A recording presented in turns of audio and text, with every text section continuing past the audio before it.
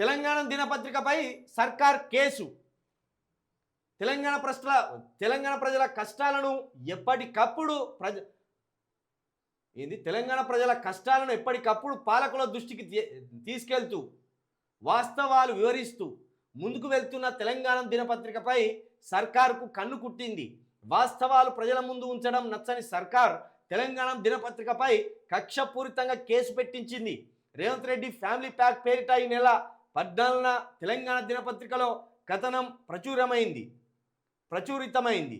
కొద్ది రోజులుగా BRS BJP చేస్తున్న ఆరోపణలు, ముఖ్యంగా కాంగ్రెస్ పార్టీలో జరుగుతున్న చర్చల ఆధారంగా పలువురు కాంగ్రెస్ నాయకులు ఆఫ్ ది రికార్డ్గా చెప్పిన విషయాల ఆధారంగా వార్తలు రాయడం జరిగింది.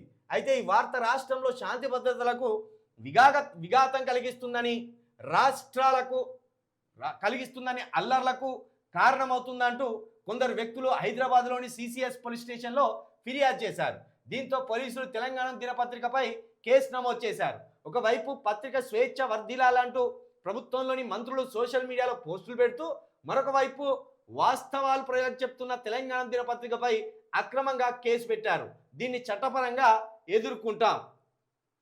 ఇది మొత్తానికి శంకర్ పేపర్, తెలంగాణ దినపత్రిక శంకర్ పేపర్పై కూడా కక్ష కట్టింది. ఎందుకంటే నిజానికి తెలంగాణకు సంబంధించిన సమస్యలను మొత్తం ఈ పేపర్ రాసుకొస్తాను. కొంత బీఆర్ఎస్ ఫేవర్గా కనిపిస్తున్నప్పటికీ ప్రజల పక్షాన సర్కారు అవలంబిస్తున్న అరాచకత్వాన్ని ఈ పేపర్ నింపుకొస్తాను. ఈ పేపర్ను చదివే కొద్దీ ప్రజలు వాస్తవాలు ఏందో తెలుస్తాయి. ఆ క్రమంలో ఈ పేపర్ గొంతు నొక్కేయాలి, ఈ పేపర్ను లేకుండా చేయాలి. కాబట్టి దీని మీద ఒక కేసు పెట్టింది. ఏడికి పోతుంది కేసు పెడితే? పేపర్కి అన్ని లైసెన్సులు ఉన్నాక, పత్రిక స్వేచ్ఛ ఉన్నాక పేపర్కి ఏమవుతుంది? ఒక కేసు అవుతుంది. మహా అంటే ఓ 2 సార్లు కోర్టు చుట్టూ తిరగవలసి వస్తుంది కావచ్చు పత్రిక యాజమాన్యం. గీ చిల్లర లెక్కలానే పేపర్ల మీద కూడా కేసులు వేయడం.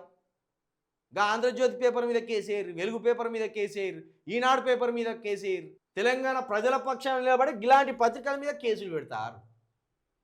పెట్టుకోరి, ఇంకో 100 పెట్టుకోర్రి, ఏమవుతుంది?